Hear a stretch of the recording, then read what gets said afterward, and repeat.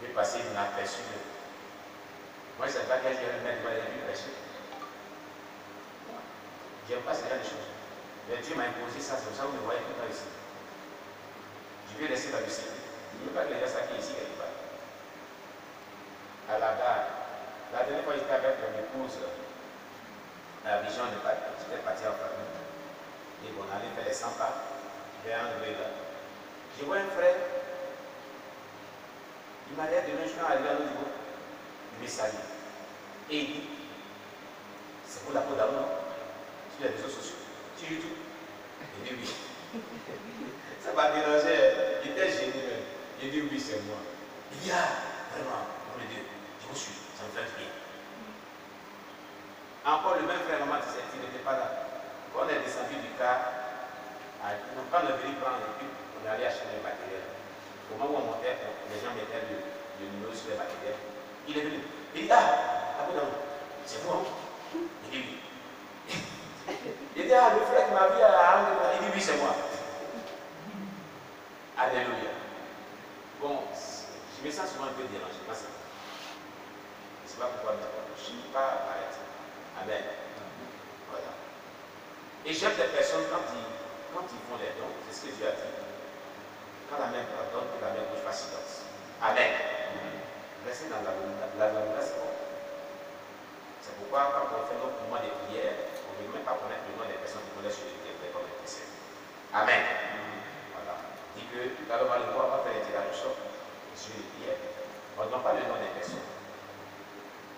On veut faire les choses dans le ciel. Les bonnes choses de Dieu. Amen. C'est ça qui est bon. Gloire à Jésus.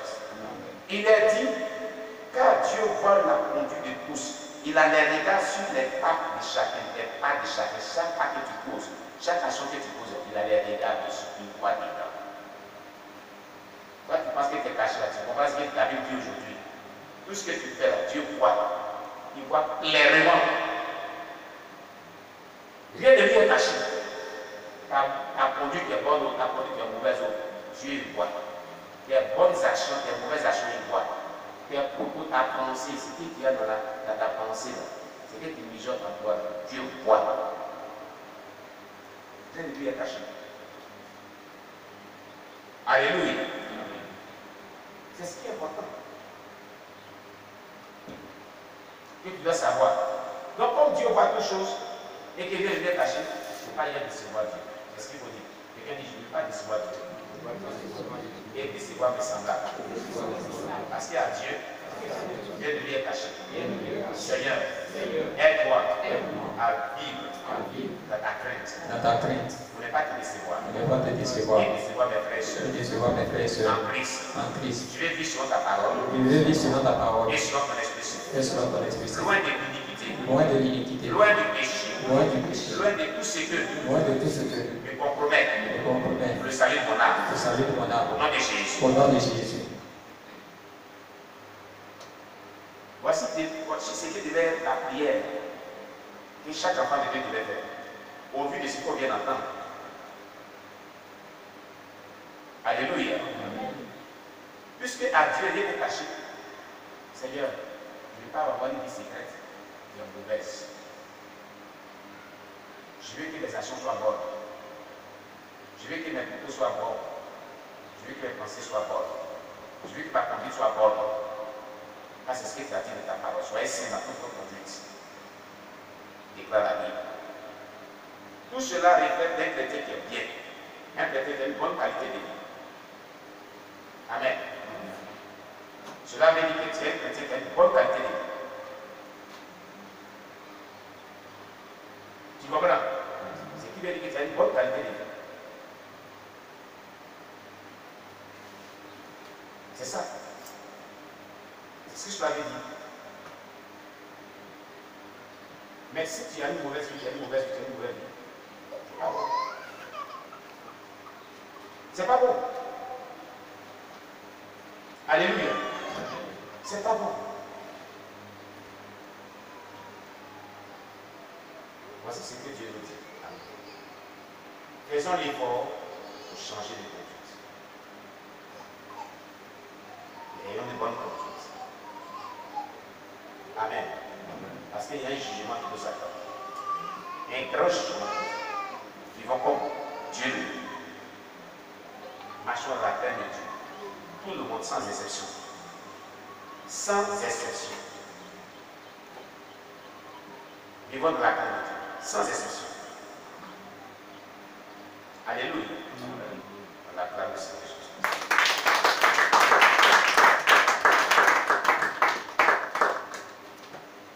Il jugera le petit comme le grand, le riche comme le pauvre, l'intellectuel comme l'illettré, la haute personnalité comme la personnalité la plus méprisée. Car l'Éternel votre Dieu est le Dieu des dieux, le Seigneur des seigneurs, le Dieu grand, fort et terrible, qui ne fait acception des personnes et qui ne reçoit point de présents, c'est-à-dire des pots de vin, selon Deutéronome 10, verset 17. Le juste juge de l'univers ne recevra pas de pots de vin, des babes à mouiller, pour pervertir le jugement au grand jour de sa colère. Mais il juge et combat avec justice, selon Apocalypse 19, verset 11. Il juge et combat avec justice. Amen. On lit Apocalypse 19, verset 11.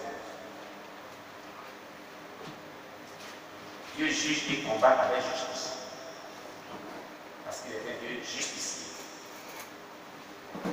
Apocalypse 19, verset 11.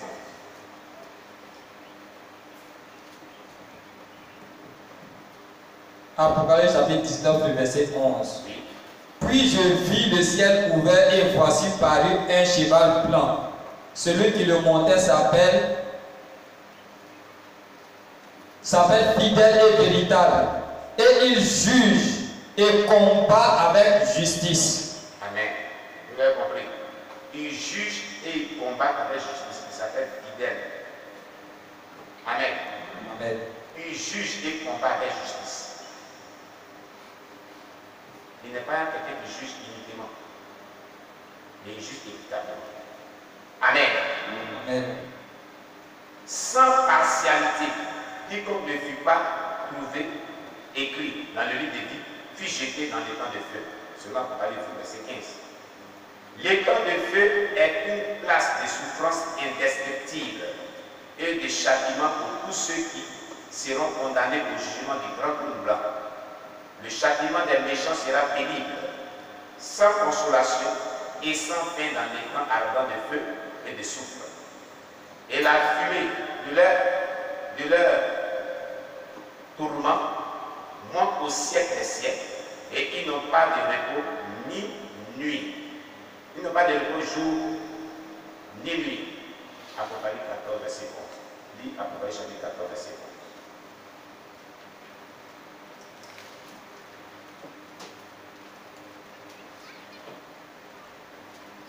Apocalypse chapitre 14, le verset 11.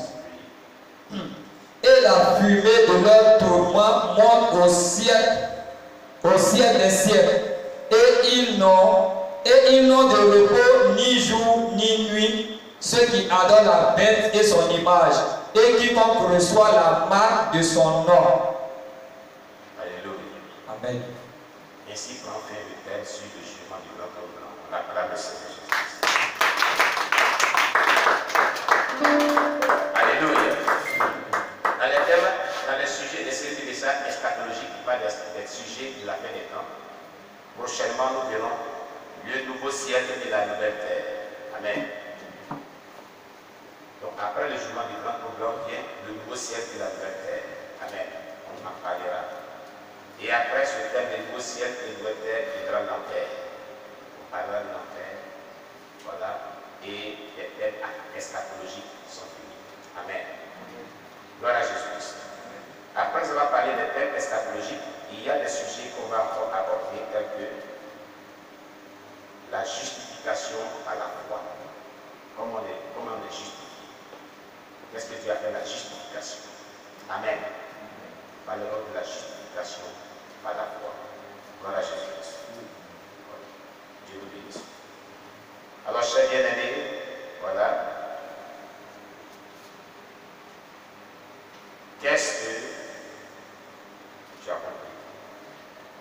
quoi le Seigneur a attiré ton attention? Amen. Sur quoi le Seigneur a attiré ton attention? Qu'est-ce que tu veux dire? Amen. Donc, les messages que tu as reçus aujourd'hui, qu'est-ce que tu veux dire? Qu'est-ce qui a marqué ton cœur? Qu'est-ce qui a touché ton cœur? Qu'est-ce que tu as compris? Et on acclame le Seigneur, le frère Ézéchiel.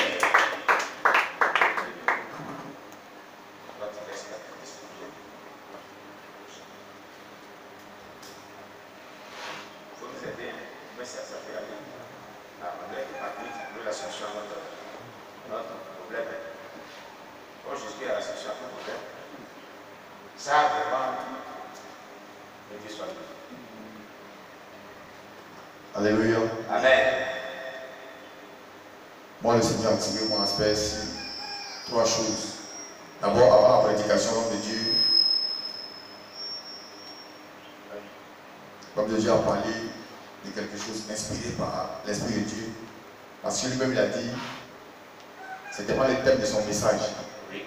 Mais le Seigneur, de par son esprit, lui a inspiré ce sujet-là. Alléluia. Amen. C'est la vie que nous, en tant que chrétiens, nous devons mener. Amen. Et il faut dire que chaque dimanche, c'est comme un rappel que le Seigneur nous fait. Alléluia. De notre vie. La Bible dit que pendant que nous nous séparons les dimanches ici, là, personne ne voit ce que nous vit. Amen. Mais nous interpelle chaque fois afin que nous puissions nous repentir. Nous interpelle à chaque fois afin que nous puissions revenir à lui. Amen.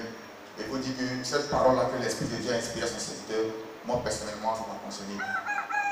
Amen. Parce que on reçoit des enseignements ici, et chaque fois qu'on rentre à la maison, on est censé les appliquer. Mais on fait toujours le contraire de ce qu'on reçoit. Amen. Dans le premier message, il est dit qu'un chrétien, s'il a une mauvaise conduite, cela n'honore pas le nom de son assemblée. Amen. Ce n'est pas forcément commettre l'impudicité ou l'adultère qui fait qu'on peut dire que tu es un mauvais chrétien. Mais lorsque tu manifestes la colère, la médisance, la méchanceté, lorsque partout tu passes, par là, c'est aussi un mauvais témoignage pour l'assemblée chrétienne que tu vas. Alléluia. Amen. Et j'ai retenu qu'un chrétien, quand il a une bonne attitude, c'est un bon témoignage pour l'assemblée chrétienne où il prie. Amen. La Bible dit dans le 2 Corinthiens 5, le verset 17, il dit si quelqu'un est en Christ, il y a une nouvelle créature. Toutes choses anciennes sont passées et voilà, toutes choses sont devenues nouvelles. Amen. Alléluia. Si nous disons que nous avons connu le vrai Jésus, il faut que toutes ces choses-là passent et que nous soyons une nouvelle personne. Et la Bible dit aussi que si le Christ nous a affranchis, nous sommes réellement libres. Mais pourquoi est-ce que nous confessons Jésus, nous disons que nous sommes réellement libres et nous ne sommes pas encore affranchis? Alléluia. Parce que moi je parle de mon cas personnel. Il ne faudrait pas qu'on se demande. Quand un chrétien continue de manifester encore la colère, il a encore les paroles mondaines dans sa bouche, il a encore des pensées impures, il n'est pas encore né de nouveau. Alléluia. Amen. Et moi je parle de mon cas personnel. Je n'indexe personne, je parle de mon cas personnel. Je ne suis pas encore né de nouveau parce que je manifeste encore la colère, je manifeste encore les discussions vaines. Alléluia. Alors que la Bible dit dans le livre de Matthieu que nous serons jugés selon ces paroles-là. Amen. Et cette prédication, la prédication d'aujourd'hui, vraiment m'a marqué parce que je peux m'asseoir, mais si je ne viens pas pour dire ce qui m'a marqué, pour décharger le poids qui est sur mon cœur, vraiment, c'est pas bien. Alléluia.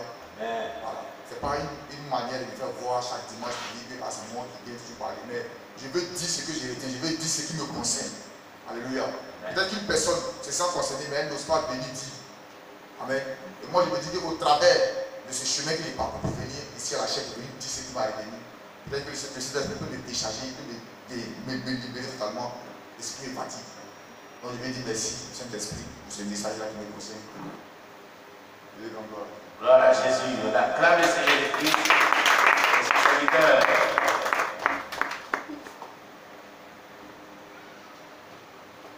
Oui, plus d'autres encore, qu'as-tu retenu dans tout ce que nous avons parcouru ensemble comme message de ce jour? Sur quoi le Seigneur a attiré ton attention? Qu'est-ce que tu as compris?